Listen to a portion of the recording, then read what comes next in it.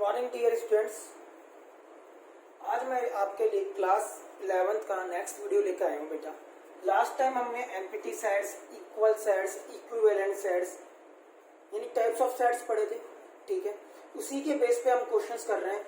Finite भी पढ़ा था, इनफाइनाइट भी पढ़ा था। देखो आज सबसे पहला क्वेश्चन है, यहाँ पर आपको आइडेंटिफाई करना है। मैं पूरा क्वेश्चन नहीं लिखा, मैंने शॉर्ट में लिख दिया है कि आपको फाइंड आउट करना है कि कौन सा एम्प्टी सेट है और कौन इन चारों में से कौन सा एम्प्टी सेट है। मतलब एम्प्टी सेट वो होते हैं जिनके अंदर जो एलिमेंट है वो कितने होने चाहिए, जीरो। यानी एक भी, जीरो का मतलब जीरो नहीं, जीरो का मतलब है एक भी एलिमेंट नहीं होना चाहिए, ठीक है। मतलब वो कितना होना चाहिए, 5 होना चाहिए। देखो सबसे पहले इसको सॉल्व करेंगे।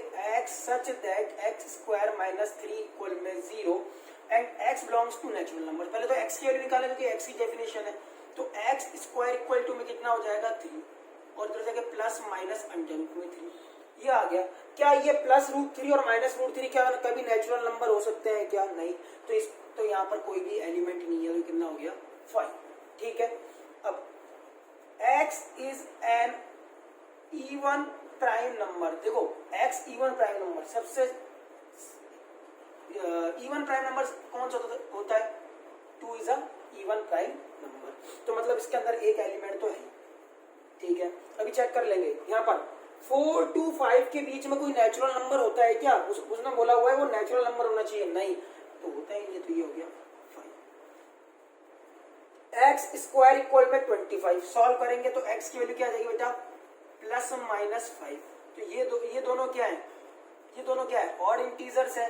तो ये इसके अंदर भी कितने एलिमेंट है, 2 एलिमेंट। अब ध्यान से देखिए एम्प्टी सेट होने का मतलब उसमें एक भी एलिमेंट नहीं होना चाहिए। मतलब फर्स्ट वाला और ये थर्ड वाला, यानी सेट ए और सेट सी हमारे क्या है, एम्प्टी सेट्स है। समझ में आ गया। अगला देखो क्वेश्चन दे रखा है, इक्वल सेट्स के दे रखा है। देखो यहाँ पर ये ए है, सेट ए है, इसका एलिमेंट, इसमें एलिमेंट कौन सा है, 0 है। सेट बी में क्या है, 5 है। सी को सॉल्व करते हैं। x such that x minus 5 equal to 0। यहाँ से x की वैल्यू निकालो, x माइनस 5 इक्वल में 0, तो x की वैल्यू कितनी आ गई, 5 आ गई। देखो यानी सेट बी और सेट सी में जो एलिमेंट है, इक्वल और इक्विवेलेंट में अंतर था। इक्वल का मतलब होता था कि दोनों के जो एलिमेंट हैं वो सेम होने चाहिए, जबकि इक्विवेलेंट में दोनों के नंबर ऑफ एलिमेंट सेम होने चाहिए। यहाँ भी 5 है और यहाँ भी 5 है, यानी बी और सी तो इक्वल होंगे। अभी आगे चलते हैं। x such that x square equal में 25, तो x की वैल्यू आ गई क्या, आ गई प्लस माइनस 5। यहाँ पर कोई रिस्ट्रिक्शन से नहीं है कि नेचुरल नंबर है कौन सा है, तो दोनों हमें कंसीडर करना पड़ेगा। तो यहाँ पर कौन कौन से हो गए, एक तो 5 हो गया और एक कौन सा हो गया, माइनस 5 हो गया इसके अंदर एलिमेंट। ये सेट बिल्डर फॉर्म थी, इसको हमने रोस्टर फॉर्म में कन्वर्ट कर दिया। देखो मतलब 5 बट माइनस 5 नहीं है, मतलब बी और सी ही इक्वल हुआ है, अभी डी इक्वल नहीं हुआ क्योंकि यहाँ पर क्या है, माइनस 5 और है। अगर इन दोनों में भी माइनस 5 होता तो बी और सी और डी तीनों इक्वल हो जाते, नहीं बट अब बी और सी इक्वल है। चलो x is an integral positive roots of, positive root लेना है किसका, इस इक्वेशन का। ये कौन सी इक्वेशन है बेटा, क्वाड्रेटिक इक्वेशन है। x square minus 2x minus 15 equal में कितना, 0। मल्टीप्लाई करने पर 15 और माइनस 15 एडिशन करने पर माइनस का 2 आपको आता है। 5 3 जा 15, सॉल्व कर लो। देखो ये आएगा x minus 5 plus 3x minus 5, ये आ जाएगा x माइनस 5 और एक हो जाएगा x प्लस 3 इक्वल में 0। अगर यहाँ से x की वैल्यू निकालेंगे, एक तो आएगी 5 और एक x की वैल्यू क्या आएगी, माइनस में 3 आ गई। अब हमें कौन सा लेना, ओनली इंटीग्रल पॉजिटिव रूट, तो कौन सा लेंगे, 5 वाला। तो अब देखो इसके अंदर भी एलिमेंट 5, इसके अंदर भी एलिमेंट 5 और इसके अंदर भी एलिमेंट 5, यानी बी सी और ई तीनों आपस में क्या है, इक्वल सेट्स है। समझ में आ गया, इजी क्वेश्चन है। और क्वेश्चंस कर लेते हैं।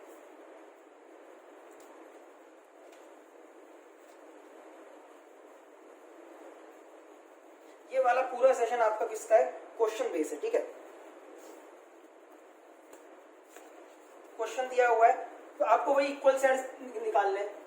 पहला है ए, x such that x is a letter of loyal, ठीक है। और b है x such that x is a letter of अल्लाह वाई। अब देखो सबसे पहला काम क्या है, ये सेट बिल्टर फॉर्म है, इसको किसमें चेंज करना पड़ेगा, किसमें, रोस्टर फॉर्म में। एक तो आ गया एल, एक आ गया ओ, एक आ गया वाई, एक आ गया ए। एल दोबारा नहीं लिखेंगे, बता था रिपीटेशन इज नॉट अलाउड।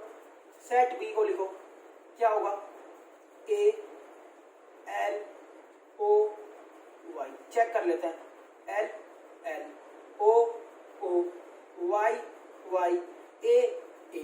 तो ये दोनों आपस में क्या है, ए और बी क्या है, A and B are equal sets, और इक्विवेलेंट भी है क्योंकि दोनों के अंदर नंबर ऑफ एलिमेंट्स क्या है, सेम सेम है। सेकंड क्वेश्चन देखो, ए x such that x belongs to integer and x square is less than equal to 8, और सेट b का नाम है, इसमें सेट b दे रखा है आपको, x such that x belongs to real number and x square minus 4x plus में 3 equal में 0। ठीक है, सबसे पहले सॉल्व करते सेट ए को। इंटीजर देखो -1 से लेते हैं, चलो -2 से लेते हैं। -2 का स्क्वायर +4, 4 क्या 8 से लेस है तो -2 आ गया। -1 भी आएगा, -1 का स्क्वायर कितना होता है 1, वो भी 8 से लेस है। 0 भी आएगा, 0 का स्क्वायर 1 भी आएगा और 2 भी आएगा। 3 नहीं आएगा तो 3 का स्क्वायर क्या हो जाएगा 9, वो क्या हो जाएगा ग्रेटर हो जाएगा, जबकि हमें क्या चाहिए लेसर चाहिए 8 से। तो ये तो हो गया इसका कौन सा फॉर्म, रोस्टर फॉर्म। इसको सॉल्व कर लेते हैं।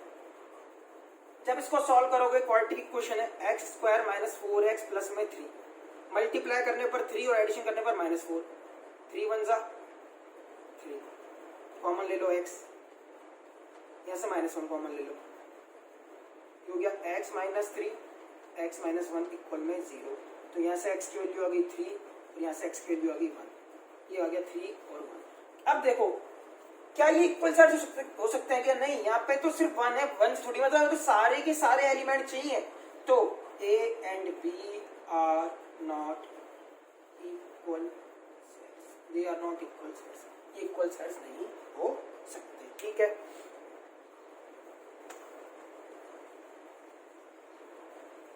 अगले क्वेश्चन की बात कर लेते हैं। वहां पर हम काउंट करेंगे कि ये फाइनाइट है या फिर इनफाइनाइट है। फाइनाइट का मतलब आप नंबर ऑफ एलिमेंट्स काउंट कर सकते हो, और इनफाइनाइट में आप काउंट नहीं कर सकते। क्वेश्चन क्या दिया हुआ है, पहला एक ए सेट है x such that x belongs to integer and x square minus 5x plus में 6 इक्वल में 0। अब देखो मैं सीधी सी बात कर देता हूं तो तुम आप लोगों को, यहाँ पर ये क्या है क्वाड्रेटिक इक्वेशन है। कितने जीरोज होंगे, 2 जीरोज होंगे, और 2 जीरोज हैं, दोनों क्या होंगे इंटीजर से निकल रहे होंगे। ठीक है, निकाल के देख लेना चाहे भले। और जब 2 जीरोज है तो कितने एलिमेंट आएंगे, 2 ही एलिमेंट आएंगे, और जब 2 एलिमेंट आएंगे तो उनको हम काउंट कर सकते हैं, क्या कर सकते हैं, तो ये कौन सा हो गया फाइनाइट। लो हो गया सॉल्व। दूसरा B x such that x belongs to integer and x square is even। ठीक है, अब देखो क्या बोल रहा है कि x क्या है, x इंटीजर को बिलोंग करता है और x स्क्वायर इवन आना चाहिए। अब देखो अगर मैं कोई सा भी नंबर रखूं, देखो सबसे पहले मैं बात करूंगा छोटे से नंबर की, चलो -6 से चालू करते हैं।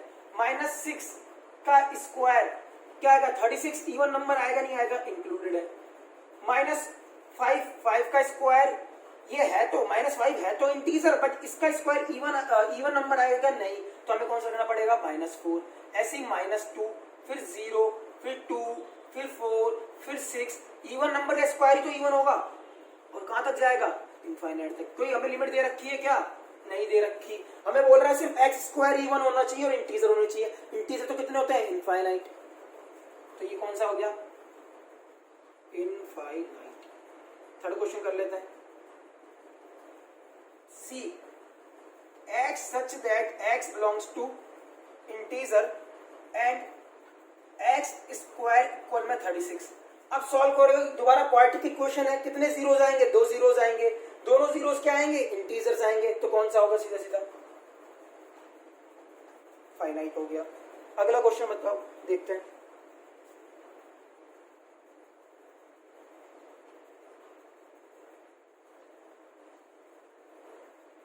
अब बताओ, बहुत सीधे सा क्वेश्चन है। -10 से सारे बड़े इंटीजर, -9, -8, -1, -3, सारे के सारे क्या इनफाइनाइट तक जाएंगे, नहीं जाएंगे, जाएंगे, क्योंकि हमें कोई लिमिट दी है क्या, नहीं दी हुई। अगर यही क्वेश्चन दिया होता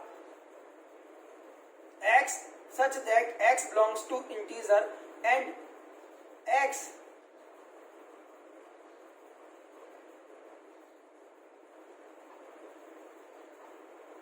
ये इसके बीच के इंटीजर हम निकाल सकते हैं, निकाल सकते हैं, काउंट कर सकते हैं, तो ये कौन सा हो जाता बेटा, फाइनाइट हो जाता। बट अभी हमें यहाँ पे क्या दिया हुआ है, x इज ग्रेटर देन -10, -10 से बड़े तो बहुत सारे क्या है, इंटीजर है, इनफाइनाइट इंटीजर है, तो ये कौन सा हो गया, इनफाइनाइट। देखो बेटा, जो जो हमने आज तक पढ़ा उसके हिसाब से, उसके अकॉर्डिंग उस पर क्वेश्चंस भी कर लिए हैं। अब आपको कोई भी दिक्कत नहीं है, कि अगर कोई भी दिक्कत आती है तो हमसे पूछना। हमारे चैनल को जरूर सब्सक्राइब करना, लाइक करना, कमेंट करना। Thank you very much.